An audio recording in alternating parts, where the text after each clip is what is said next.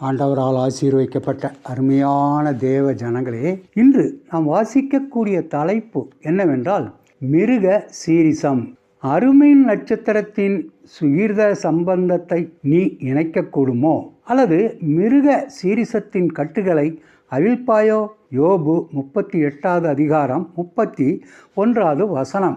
யோபினிடத்தில் தேவன் பல ஆச்சரியமான உண்மைகளை காட்டுகின்றார். அவற்றுள் ஒன்றை இன்றைய வசனத்தில் பார்க்கின்றோம். இந்த வசனத்தின் உண்மையை வான சாஸ்திரிகள் நமது காலகட்டத்தில் நிரூபித்திருக்கின்றனர். வேட்டைக்காரன் போன்று தெரிகிற ஒரு நட்சத்திர கூட்டத்திற்கு மிருக சீரிசம் என்று பெயரிட்டிருக்கின்றார்கள். அதை ஆங்கிலத்தில் ஒரையான் என்று கூறுகின்றார்கள். வேட்டைக்காரனின் இடுப்பில் வார் கட்டியிருப்பது போல பட்டையை போன்று 3 நட்சத்திரங்கள் காணப்படுகின்றன. இந்த 3 நட்சத்திரங்களும் 3 திசைகளில் வெவ்வேறான வேகத்தில் சென்று கொண்டிருக்கின்றன. இந்த நட்சத்திரங்களை ஒன்று இணைக்கும் பட்டை போன்றதைத்தான் மிருகசீரிசத்தின் கட்டு என்கின்றது நமது வேதாகமம். இந்த ஒரையனின் விந்தை என்ன தெரியுமா? நட்சத்திரங்களின் வேகத்தை பற்றியது அல்ல.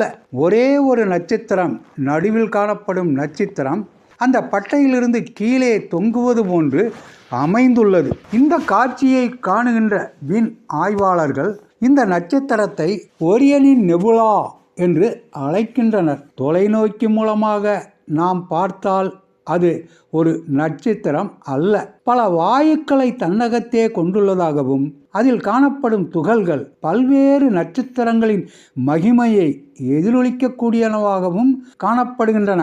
அது பெரிய கூடாரம் போன்று காணப்படுகின்றது. அதன் அழகை யாராலும் விவரிக்க முடியாது. 19 டிரில்லியன் மைல் நீளமும் 51 டிரில்லியன் மைல் அகலமும் கொண்டுள்ளது. வானமண்டலத்தின் நுழைவாசலாக காணப்படுகின்றது இது. பல நூற்றாண்டுகளாக மனித இனம் இதை கண்டு ஆச்சரியமடைந்துள்ளது. டென்லியன் என்ற கவிஞர் இது ஓர் அதிசய நட்சத்திரம் என்று வர்ணித்துள்ளார்.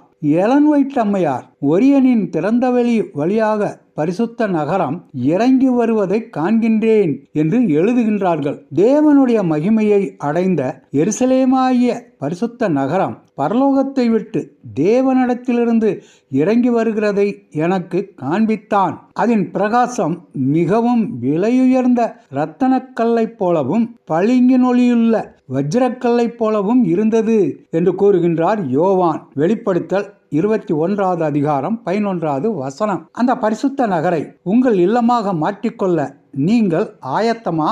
ஆண்டவர் தாமே நம் அனைவரையும் ஆசீர்வதிப்பாராக. ஆமேன்.